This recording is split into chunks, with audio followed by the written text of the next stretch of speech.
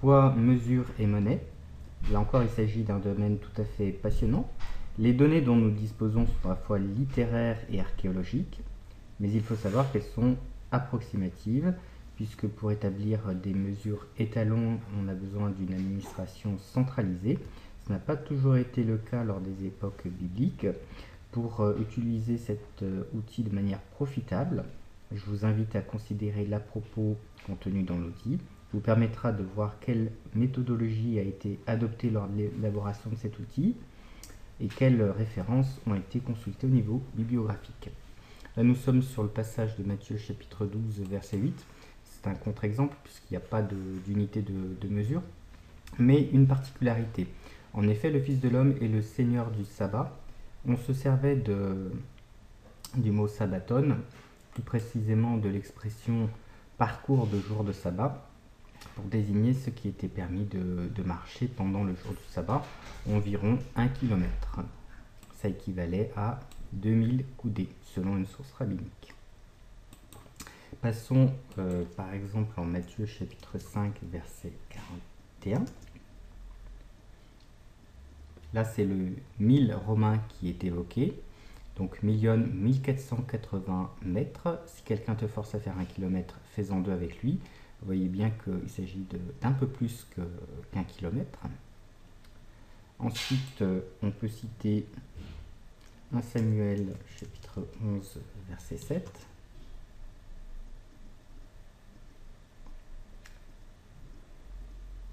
Là, nous avons le Zemed, qui est une surface labourée par une paire de bœufs en une journée, qui équivaut à 0,681 acres ou 2,2756 hectares, avec un point d'interrogation, parce qu'on n'est pas sûr, mais là vous vous apercevez que les unités de surface sont mesurées en fonction de critères qui ne sont plus du tout les nôtres.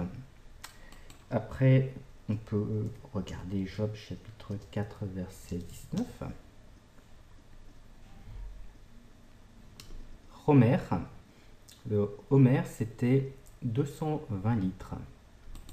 Et ça équivalait à 10 baths, 10 épha ou un corps. Ensuite, Exode chapitre 16, verset 36, nous livre deux mesures, le Homer et le épha. Donc respectivement 2,2 litres et 10 fois plus 22. Genèse 24, 22. Vous avez le béka, qui est un poids qui équivaut à 5,67 grammes environ. Exode chapitre 13, verset 4. Là, nous avons des unités de temps. Yom, le jour. Chodesh, le mois. La nouvelle lune, précisément. Et Aviv.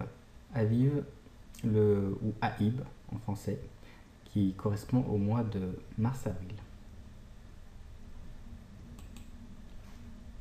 Matthieu chapitre 10, verset 19.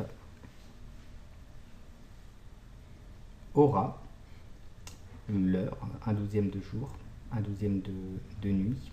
Si vous cliquez sur Hora, vous aurez donc les passages où le terme figure, mais aussi des précisions quand c'est nécessaire, par exemple la 4e heure, 10 heures, 5e heure, 11 heures, etc.